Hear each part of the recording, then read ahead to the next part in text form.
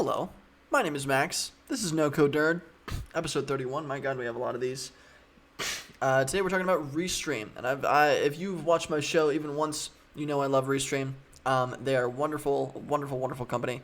Basically, what they let you do is it's a very, very simple, mostly free for the early parts of it, tool to let you stream to multiple places at once. I live stream a ton. If you've seen my show, Entrepreneur,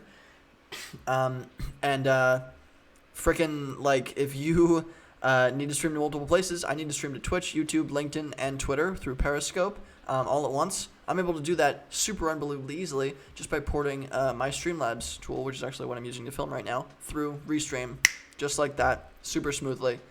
It can't get much simpler than that. So if you need to live stream at all, I highly recommend Restream. It just has total flexibility. You can actually even go live just from Restream. You only need a secondary tool like I use. I just use the secondary tool to green screen and do a bunch of other fancy stuff. So let me know if you have any questions about live streaming, and I hope you use this tool. It's a wonderful, wonderful addition to marketing. So I'll see you in the next episode. Peace.